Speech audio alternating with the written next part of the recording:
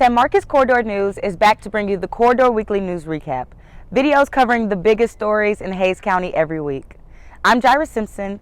Let's dive into the news for the week of March 7th from the Innovation Corridor. On Tuesday, March 8th, San Marcos police arrested 21-year-old Giovanni Fernandez of Canyon Lake, Texas, for a crash that occurred Saturday, March 5th, and resulted in the death of 31-year-old Adam Martinez.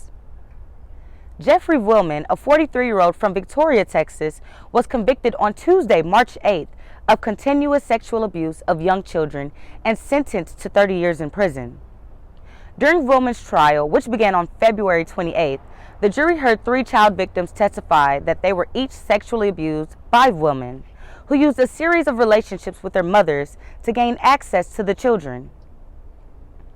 According to the city of San Marcos, on the nights of Monday, March 7th, the San Marcos CART station was targeted by thieves who stole 10 catalytic converters from 10 buses. The San Marcos Police Department is investigating the theft. The Hays County Sheriff's Office is asking for the public's help in identifying a suspect involved in the theft of a gas station in Dripping Springs. On March 6th, at approximately 10:49 a.m., the suspect arrived at the Circle K gas station in Dripping Springs and approached the clerk and demanded money.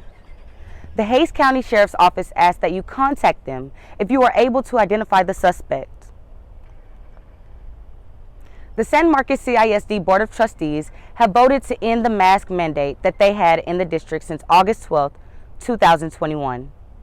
San Marcos CISD recommends but does not require the use of face coverings effective Tuesday, March 8th. The Hays CISD Board of Trustees held a special meeting on Tuesday, March 8th, to begin the process of terminating Blanco Vista second grade elementary school teacher Andrew Palmore. On Tuesday, March 1st, Palmore was arrested by the Kyle Police Department and charged with 2 counts of indecency with a child, a third-degree felony, and 2 counts of improper relationship between an educator and student, a second-degree felony. Palmore was released from the Hays County Jail on March 4th after paying a total of $50,000 in surety bonds for all 4 of the charges against him. The City of Buda is conducting its search for a new city manager. They also took action to name Deputy City Manager Micah Grau as the interim city manager to become effective April 1st. Longtime Buda City Manager Kenneth Williams tendered his resignation to the City Council at the January 4th Council meeting.